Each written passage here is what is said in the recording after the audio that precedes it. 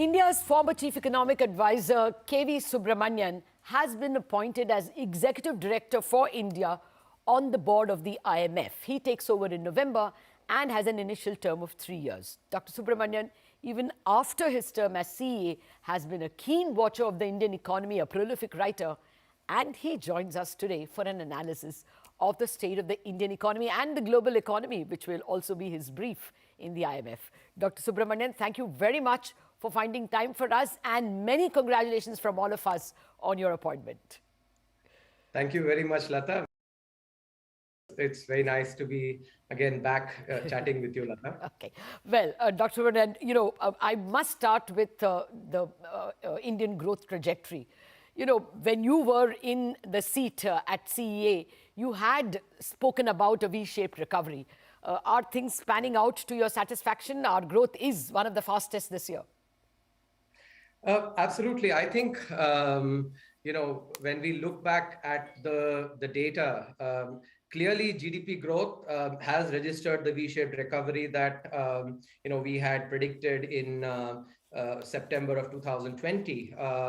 Combined with that, I think what is quite critical, and that goes back to the policy that we implemented, the macro fiscal policy we implemented, we're going to have growth without actually the kind of inflation that the rest of the globe is seeing. So, the global economy is basically looking like one that will have very anemic growth, possibly in a recession, and very high inflation. In contrast, India will be the country that will grow the fastest among the large economies for sure, and will have inflation that actually is, will be in control. It's a little higher than average, but I think that if you look at the data, the advanced economies are looking at 400% higher than, at their average inflation, while India, up until the previous print was about 4% higher, and which has since cooled down. So I think, we do seem to be in a good spot. We will lead the global economy, this year and going forward as well. Okay. Well, that point is taken that we are the fastest now.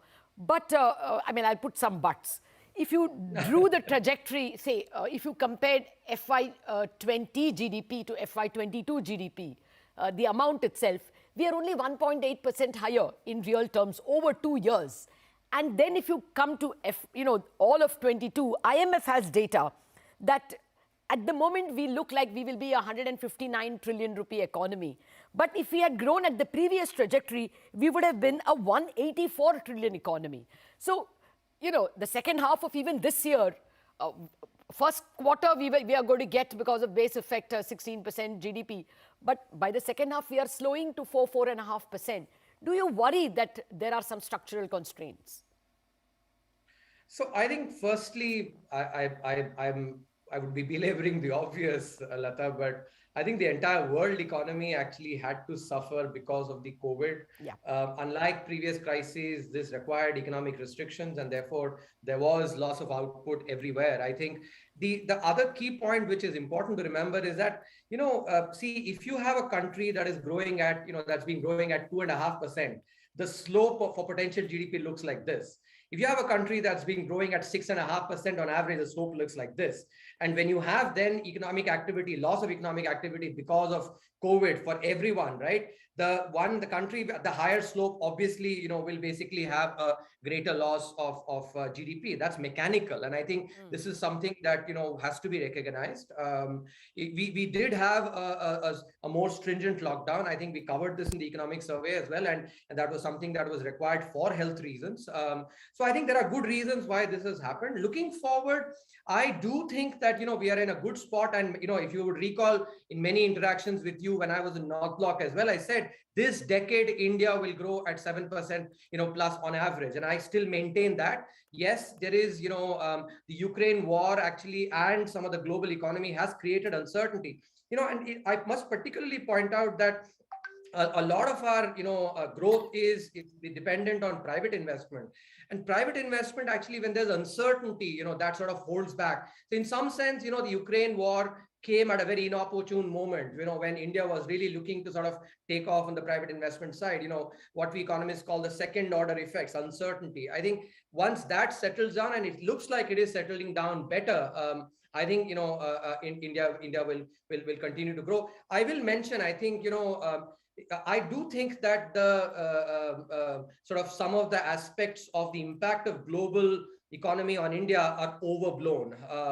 I think we are far more immunized, and we can get into the details. I'm sure you'll have some questions to ask on that, but I would state that I don't think we will be as impacted by the global situation as we were possibly during the global financial crisis, for instance. Well, actually, that was going to be my next question to you.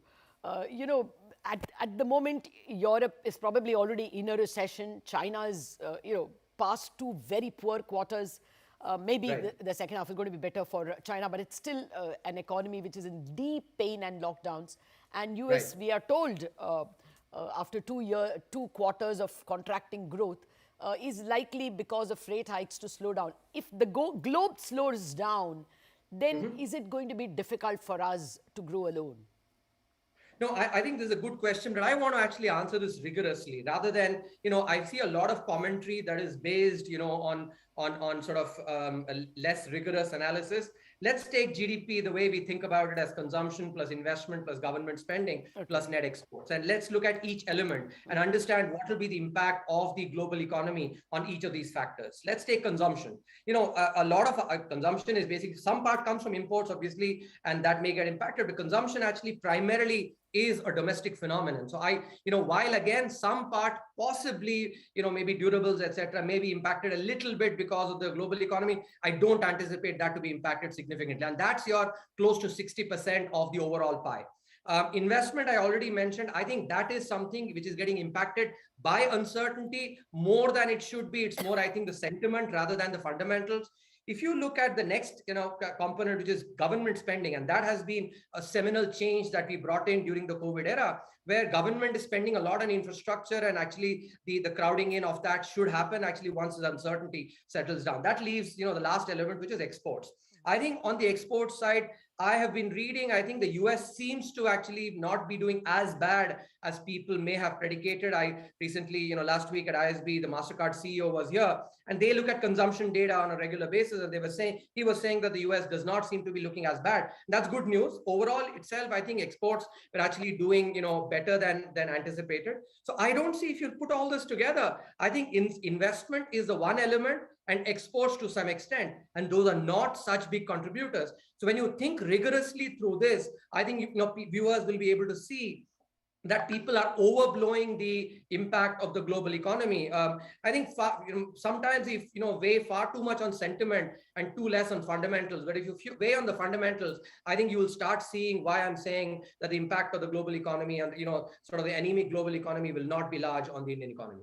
No, absolutely. Just yesterday or day before, we had an interview of Richard Thaler, the Nobel Prize winning behavioral economist, on CNBC. And he says, I can't believe that this is recession at all. There is absolutely no signs of recession in the US. I mean, I take your point that the economy is at the moment growing very strong. But, people are worrying about several other structural trends. A Credit Suisse paper, Zoltan War, is speaking about rearming, reshoring, restocking, and rewiring as trends which might continue to keep commodity prices higher. So do you think that for the world as a whole, the 20s may be a decade of inflation? No, I think that's a good point. So I think the global economy will see very likely high commodity prices. And I'll tell you why. And here's where I think there are important learnings from what India did, which actually could be implemented. If you recall, amidst COVID, we implemented supply side policies because we took into account that if there is basically no increase in supply and demand is pushed back through fiscal policy, then you will definitely have inflation. Now, what has happened actually, and I've been observing the global economy, there's very little being done on the supply side. Yeah. Even advanced economies are actually, a recent act actually that the US has brought in. There is some, I would say, I think they're taking inspiration from our PLI scheme to do something similar, obviously at a higher order. But I think that is possibly the first move towards working on the supply side. If the supply sides are worked on, I think the global commodity prices will not be as heated up as they actually will be otherwise.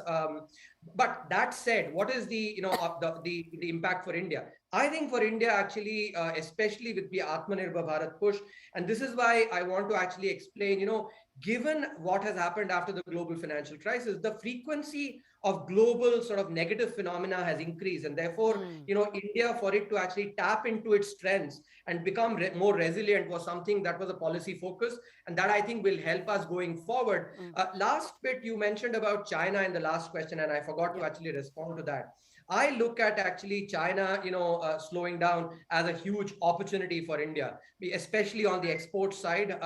I think if anything, we sort of do at the margin compete with them. Obviously they're on average they're much higher than us, but at the margin we do compete. So China slowing down, I would not look at as bad news for Indian economy particularly. But I think global economy, it would behoove policy makers to actually start focusing on the supply side measures. Otherwise, what you fear might actually come to sort of manifest in this decade. No, I take your point. We are certainly being seen as a very good second destination for people wanting to diversify out of China. Yes, we've got competition from Vietnam and Philippines and Indonesia, but we seem to have been doing well. The recent news from Apple 14, iPhone 14 also is extremely encouraging news. But just to stick to the inflation issue, if the world is going to suffer higher commodity prices for various reasons because of supply shocks, do you think we will also have a sticky inflation problem? We will come down from the current closer to 7% to below 6%, which is the MPC's mandate. But will the journey towards 4 be a tough one and a long one? No, so here's again, let's analyze this carefully, right? So if you look at the components of Indian inflation, almost 50% of it comes from food elements, right? Food items. Of which, oils, for instance, sunflower oil, because Ukraine is a big exporter, and sort of Indonesia had put a ban on palm oil, and that increased. But I think, if it is the case that these are settling down, maybe a large part of this component of inflation, of food inflation, may not be that big a worry. That leaves basically the commodity prices, which especially crude, and if you would recall, we've had, conversations on this. Overall, even accounting for second order effects, on transportation and thereby cost push inflation, etc., the contribution of crude to Indian inflation is less than 10%. It varies anywhere between 6 to 8%, depending on how much actually is getting passed through. But I think it's not as big, again, when you look at the numbers, the fundamentals, rather than just basically talk in the air. So I don't see, again, that large a sort of a pass-through from global inflation. One caveat I want to mention, and here I think monetary policy plays a very important role. As it was in the case of fiscal policy, we had the clarity and we had the courage of conviction to be different from the world because we knew we were doing the right thing. And I think, in some sense, given that India, therefore, is in a different spot because fiscal policy has not pushed monetary policy as hard as in the other economies, I think there is a reason for us to actually think for ourselves rather than basically copy paste, the advanced economy. And I have been sort of saying this many times. I think it's time, we have the capabilities, we have the confidence to be able to think for ourselves rather than have to, cut paste, even the United States for that matter. I think that is something which is very important as a caveat I would mention for monetary policy. I think the RBI is extremely alive and proud of the fact that we have some advantages over the US, and the world also perceives us that way. But there is something like interest rate differential which impacts the currency and spillovers. Sure. That question to you, Dr. Subramanian, after a very short break. Back in a jiffy.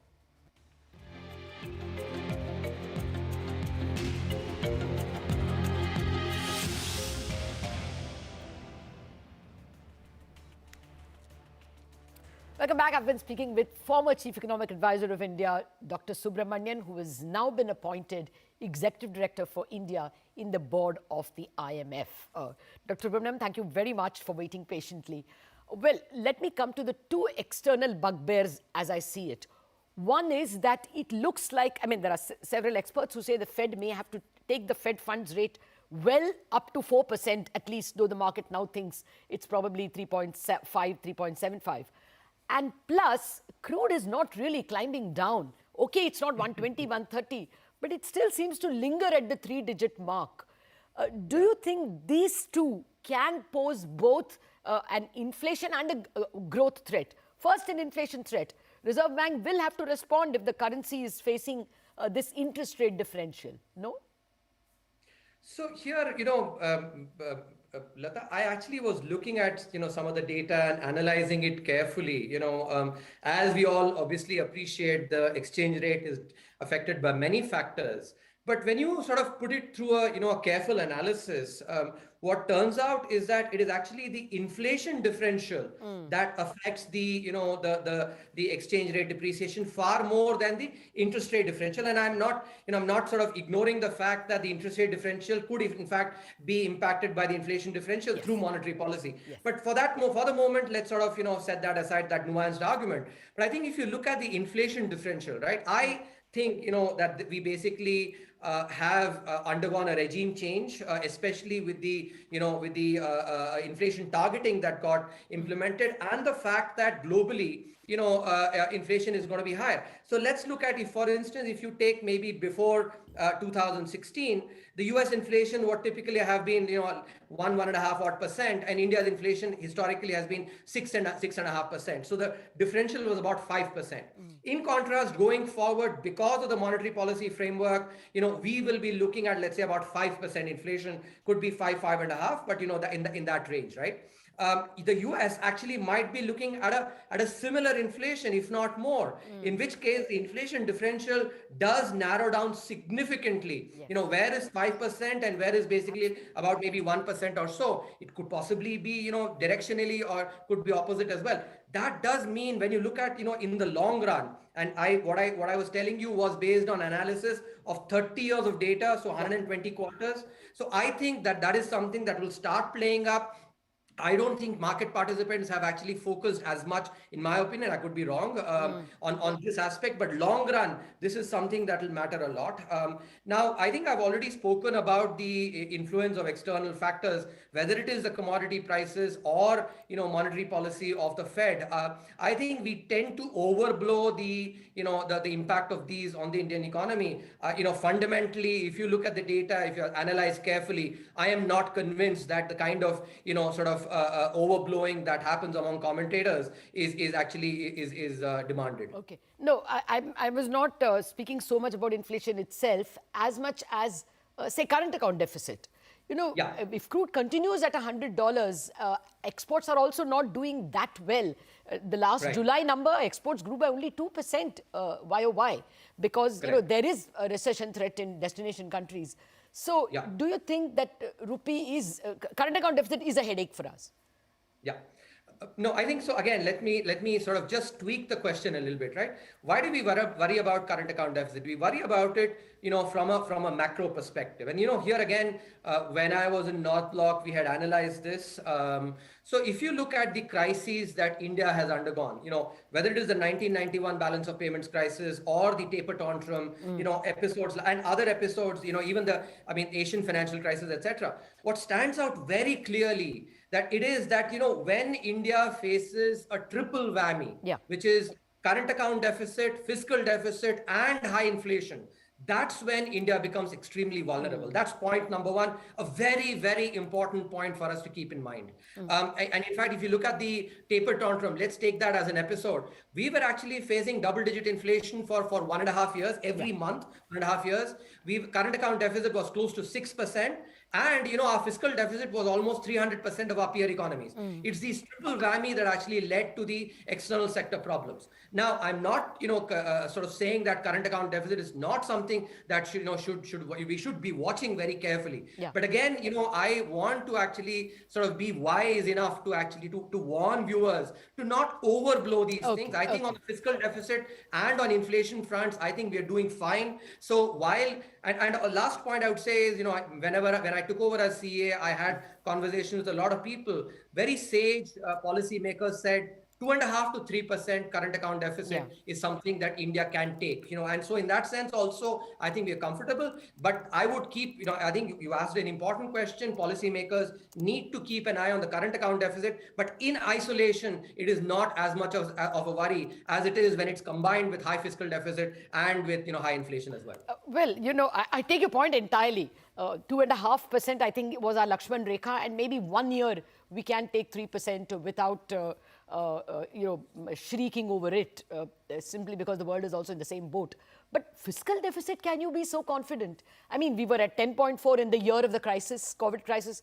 We have come down to only 6.4. Our combined deficit, the stock for the country itself is 90%. That's debt to GDP. A large part of our revenue receipts are going to service interest rates. Is not that a worry? I mean, we don't have elbow room in fisc. No, I'm smiling, Latha, because I thought you would certainly know this. We wrote entire chapter in the economic survey, on this precise aspect. Remember that debt sustainability or debt to GDP ratio is based on the R minus G differential, the difference between the nominal rate of interest and the nominal rate of growth. Okay, and now many people, and I see a lot of incorrect commentary on this. Look, it is the primary deficit and the R minus G differential that is what has an impact on debt sustainability. Fiscal deficit is just a outcome. Primary deficit plus interest payments, which basically is based on past borrowing. So many people say, oh, large part of our our revenues are going into interest payments. That is the wrong way to look at it. As long as our growth is actually greater in nominal terms than the nominal rate of interest, debt sustainability will have only one path, which is down. And that is the right question to ask. I did not speak about debt unsustainability. I am only saying fiscal space to stimulate goes down. I am not speaking about unsustainability at all, and I am taking your point on the sustainability of our debt and our ability to pay. Okay, since I'm warned, let me add to that. I'm warned I'm running out of time, so I wanted to ask you this question, which I have seen you speak about in other interviews and written about it. This K-shaped recovery, you have believed that it is India is not in a K-shaped recovery. Now, I brought in a lot of proof overnight because I want to present that to you. And one of that is, rural wages. Rural wages, if you compare it before COVID, it has not risen. And especially if nominal wages itself has not risen. If you juxtapose it with rural inflation, then real wages have gone down. In urban wages, I was just reading a city report which shows that the large companies' wage bill has done very well. But MSME wage bill is actually showing a lot of pain. And the last proof I want to bring is FMCG companies, Dabur, Marico, Nestle, even Hindustan Unilever are really crying about volumes and the premiumization trend. Mass products are not in demand. Two-wheelers not in demand. Four-wheelers, yes. There is a K. You can't ignore it, can you? I absolutely will ignore it, but I'll tell you why. So I think this is where I think, again, we should be careful, right? Any year, normal year or crisis year, is it ever the case that all sectors of the economy grow at the same rate? Like the 5 fingers in a hand, they're actually different sizes. It is always the case that, that in the economy, different sectors basically grow at different rates. For instance, just, if you take the global financial crisis, the manufacturing sector was, indeed very, very badly affected. Services not as much. Yes. Now, that is a fundamental aspect of any economy. So I actually find it extremely disingenuous to actually call what is basically, at the macro level, a V-shaped recovery by, saying, oh, this sector is growing more, that sector is growing less. That is disingenuous because that is a fundamental aspect of any economy. And a large economy, a rich economy like us, can you even expect that actually it will basically have the same uniform growth rates everywhere? I think that is just basically being in a utopian world. So absolutely will say this term is completely misplaced. And a lot of commentators, I think, without understanding it well, bring this up. It has been a V-shaped recovery if you look at the GDP growth, and these kind of features are always there in any economy in a good year or in a crisis year. Thank you very much, and all the very best from all of us at CNBC TV 18. Thank you very much, Latha. Okay, with that, we wrap up this special show. Thank you much for watching.